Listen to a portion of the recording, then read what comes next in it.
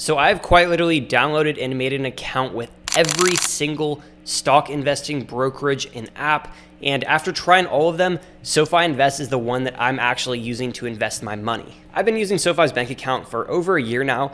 And now that I have XP using their brokerage, I wanted to go ahead and make a video on it. In this video, I'm gonna start off by just giving you basically a tutorial and show you how to use the app, how to buy stock in it. I'll then tell you the features that SoFi gives you that really sets it apart from everyone else, and then some of the advanced things that you can do on it, and then tell you the downsides that I haven't seen really anyone else talk about. All right, so to start out, I wanna show you guys how to get free stock when signing up, because you can get up to $1,000 in free stock if you use the link below. I took the screen recording from like 6 months ago when I opened up account, but there's like this little claw that comes down and then it'll pull up whatever you get. You'll get between $5 and $1,000. Most of the time, like over 90% of the time, it's gonna be like $5 or $10. So it's pretty rare that you actually get more than that, but it's free stock, so I'm not gonna complain. During the holidays, they usually run promos. So right now you can get up to $3,000 worth of stock because I'm recording this for Christmas, but whatever the best offer is, I'll link below. So first things first, I wanna give you a tour of the app and show you actually how to use it and how to buy stock. So SoFi Invest is inside of the SoFi banking app. You can either get to it by clicking invest when you open up the app, or go into it in the bottom right corner. After you're there, you can see your portfolio's performance over the course of 1 week, 1 month, 6 months, year to date, or 1 year max. If you want to add money to your brokerage, all you have to do is hit that add cash button, and then from there, you can select the bank account. If you're transferring it from your SoFi bank account, it'll be instant, but other bank accounts can take a couple days. I'll just go ahead and transfer in $100, and then as you can see, my buying power is now over $100 right there. Now, to be able to buy a stock, you're either gonna hit that explore and trade button or the search button in the top right. This is the search page here. First, it'll show you what all the major markets are doing, popular stocks. If you scroll down a little bit more, you can see collections of different sectors. But to buy something, just go ahead and hit the search button. I'll go ahead and search up Apple, and you can also toggle to see the performance of Apple stock. Now, to buy, all you have to do is hit that trade button and then hit buy. And then from there, we'll be able to either put whether we want to buy in dollars or shares. I usually do dollars, and I will just go ahead and buy $100 of it. And then just like that, we've gone ahead and bought Apple. Now, after we buy it, we can see here our total value, our average cost, and how many shares we have. If we scroll down a little bit more, we can find some more information about the stock, like its market cap, the PE ratio, dividends, 52-week highs and lows. And then if we go down a little bit more, SoFi will tell us about the company itself. So, you know, we already know what Apple is. And then it'll also show us the news surrounding the companies, the analyst ratings, and then what the bears and bulls are saying. So basically what people that like the stock are saying and what the experts that don't like the stock are saying. It'll then show you your earnings, the recent activity, and then at the very bottom, whether other people are buying or selling Apple. Now, if we want to go ahead and sell the stock, we can just hit that same trade button that we used to buy and then press sell. And we can either sell a fraction or everything that we have. There's a button if we want to press sell all shares. So if I just go ahead and hit that, then I can slide to confirm.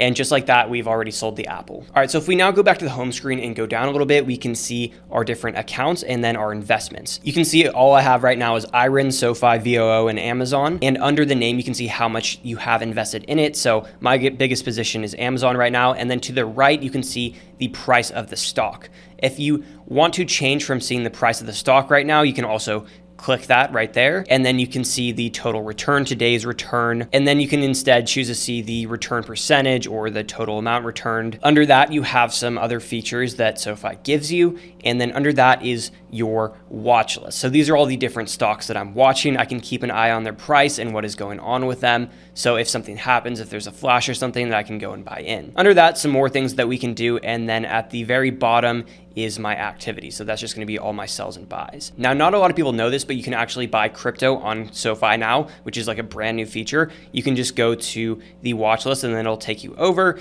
and it looks almost the exact same. It looks almost the exact same as the brokerage, and buying crypto is almost the exact same as buying a stock.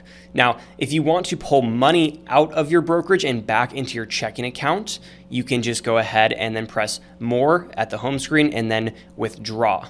And then you'll be able to withdraw your money back into your checking account if you ever choose to do that. All right, so as you can see, the user interface of SoFi Invest is very good, but there are brokerages like Robinhood that also have good user interfaces. So now I want to cover the features that actually made me choose SoFi instead of all the other ones. So first up is fractional shares, and fractional shares are important for two reasons.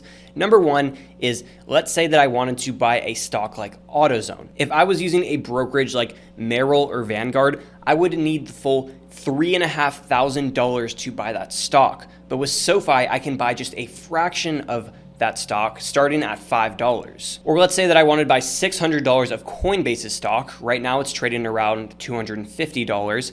I could buy about 2.5 shares on SoFi, but with another brokerage that doesn't have fractional shares, I would either be forced to spend $500 or $750 and buy 2 or 3 whole shares. The second reason why fractional shares are so important is because of reoccurring or automatic buys into the stock market, or as the nerds call it, dollar cost averaging. So right now I have about $3,000 extra a month to invest in the stock market, and at least $2,000 of that is going into VOO or the S&P 500. If you want to pay $10 a month, SoFi will give you an unlimited 1% on reoccurring deposits. So just by having that automatic $2,000 a month buy into VOO, SoFi is going to give me an extra $240 at the end of the year. They'll also give you 2% on reoccurring deposits into your IRA. So just by maxing out my Roth IRA, that's an extra $140 a year. The next reason I like SoFi Invest is the automatic dividend reinvestments. So if you don't know what a dividend is, some stocks will basically just pay you a small percent of money for holding their stock. But instead of just taking that cash and pocketing it, what SoFi does is have it automatically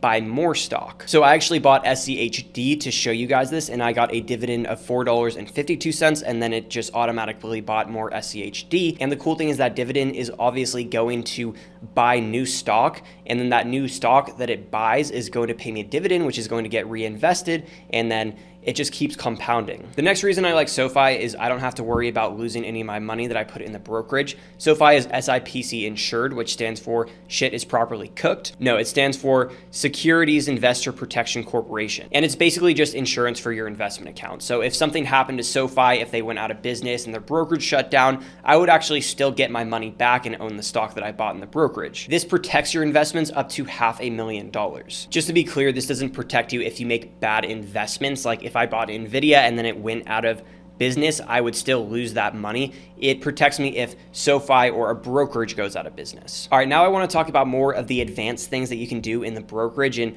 I don't personally do any of this, but it's still kind of cool. I'll start with the more chill things and then move on to the crazier things like alternative investments. So first thing that you can do is buy mutual funds. And if you don't know what a mutual fund, it's kind of like an ETF. It's a basket of stock, but instead of just tracking something like the S&P 500, professionals actually actively manage it. So a lot of people like investing in these, and the problem with something like Robinhood is they don't let you buy mutual funds, but you can buy mutual funds on SoFi Invest, which is really cool. If you want to buy a mutual fund, you can search it up, or you can go to the search tab and then press on it in the middle, and then it'll show you different sectors like technology or healthcare you can invest in. So you could go with like one of Fidelity's mutual funds. As you can see here, it looks a lot like the stock, and you can see the asset type, the category, how much funds it has. And then if you go down, you can find things like the fees and the average return. The next thing that I want to talk about is options. Now, I don't play around with these. If you don't know what an option is, it's sort of like a voucher for a stock. Basically, you can pay a small fee to lock in a stock for the short term. If the price moves in your favor, you can use it. And if it doesn't, it expires and then you lose what you paid. Now, I don't trade anything. I'm a long-term investor. I don't play around with options, but if you do, SoFi is a very, very cheap place to do it. It is $0 per contract, and you don't even pay a fee if you're doing an index fund, which is really cool. Even like Robinhood and Fidelity will charge you for that. If you want to buy options, you go to a stock just like you did before. I'll use Apple as an example, and you press the trade button and then hit options. Here is what the interface looks like. Here's the calls and puts you can sell for Apple. So yeah, pretty straightforward. This is what it looks like if you want to buy it. All right, the next feature that SoFi gives you is the ability to invest in initial public offerings, also called IPOs. So if you don't know what that is, an IPO is basically when a company goes public for the first time. So if we use Spotify, for example, they were a private company, meaning they were kind of just doing their own thing, but they decided that they wanted to raise more money. So in 2018, they launched on the stock market and had an IPO where you could buy shares for around $132.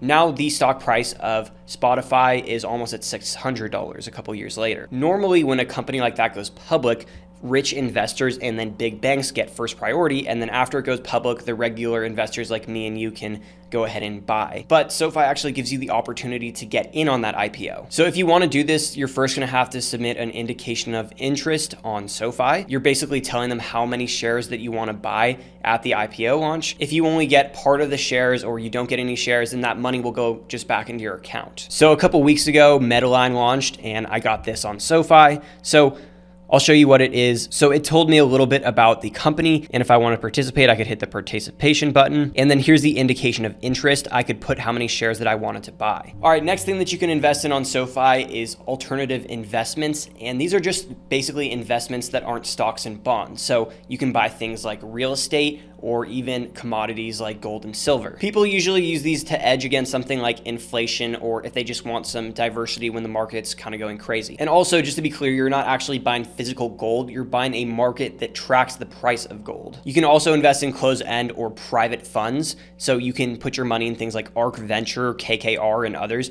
And these companies invest in things like SpaceX or private startups. The problem with this is your money is often locked up and it's very high risk. It's not really beginner stuff. But I'll go ahead and show you. If I went to the alternative investments tab, I could invest in something like ARK, which you can see invest in stuff like SpaceX and Epic Games if you wanted to invest in like Fortnite, I guess.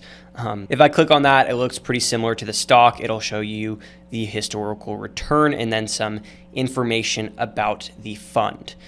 And then below that is when you can have these liquid investments. These are the things like the real estate. These are actually mutual funds technically. But yeah. All right, now I want to talk about the real downsides and cons that I haven't actually seen anyone talk about on YouTube. And the first thing is that, as you can see, the app and everything is tailored towards beginners. People like me that kind of just want to buy a couple of stocks and ETFs and see everything in one place. But they have way too many features for advanced users like the IPOs and the alternative investments and options, and they make those way too easy to use. Those are things that beginners shouldn't even be thinking about and can lose a lot of money. So they kind of have the Robinhood thing going on where they have some really advanced stuff hidden behind a good user interface that makes things that should be only for advanced people and like traders available and make it look like that it's something that a beginner should be doing. Another con is that if you don't have SoFi as your bank, transfers into the account can take a couple days. And then last thing is that this isn't an app that you're going to be trading on. Like the research and the analytical tools are pretty limited. And then also there's no yield on your uninvested money. So like with Fidelity, it'll give you like 3.4% on the money that isn't being invested, but SoFi doesn't give you that, which isn't a deal breaker, but it's just kind of like annoying when you consider that SoFi has pretty much the best savings account. But I don't really care about that too much because all my uninvested money is sitting in that high yield savings account, so it doesn't really matter to me. But the reason why I use it is because I actually really like and trust SoFi. As you saw, I'm a shareholder and I plan to add a lot more shares of the company to my portfolio as I grow it, and I love their bank account.